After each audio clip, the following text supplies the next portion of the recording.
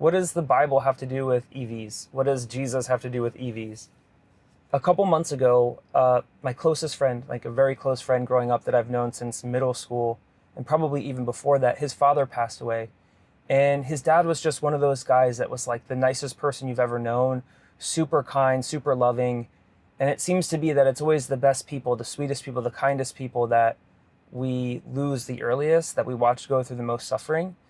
And that moment was really frustrating for me. He had cancer, and within like less than a year was like they found the cancer and he was gone.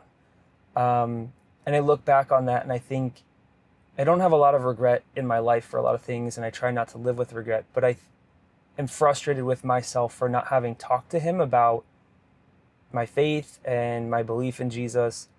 And it's just one of the things, like I'm looking at the verse of the day today, and the verse is Matthew 9, and I'm going to read a couple verses on either side of that. So Matthew 9:36. When he saw the crowds, this is Jesus, when he saw the crowds, he had compassion on them because they were confused and helpless, like sheep without a shepherd.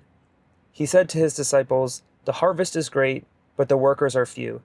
So pray to the Lord who is in charge of the harvest. Ask him to send more workers into the fields." I think my friend's father passing away is so hard because that calling of being the worker, being called to go and take part in the harvest and sitting on the sidelines is so frustrating.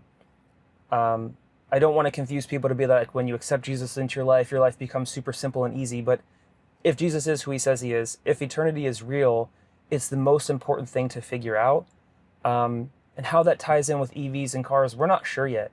But I think at Elevate Motor Company, like the number one thing we want to do is to bake in the conversation around Jesus and who he is into everything we make.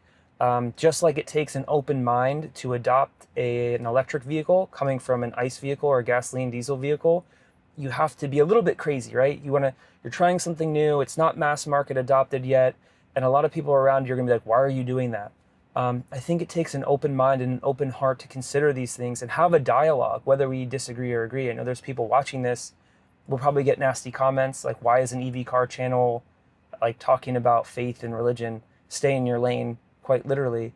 But if this stuff is true and if it's real, which we believe it is, it's the most important, most significant topic. It's the only thing that matters. And so how can we go about talking about, cars and battery packs and all this fun stuff around EVs when they're not going to fulfill you? They're not going to change your life in some substantial way for a long-term period of time. I think having the discussion and the conversation around what if there is more, and what if Jesus is who he says he is, and having that dialogue, I think that's the most important thing. And so anyway, the verse of the day, the two things that stick out are, number one, Jesus had compassion.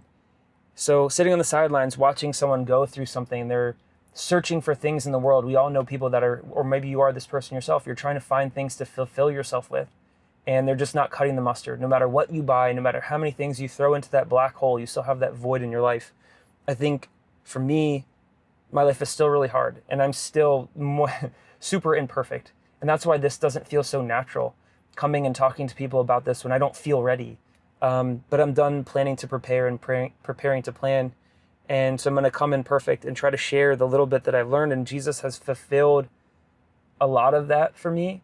Not having the perfect career, not having the right job, the right things, the right amount of money. I have no idea how we're going to monetize this channel if we can. I have no idea how we're going to tie Jesus into electric vehicles. I have no idea how we're going to do any of it.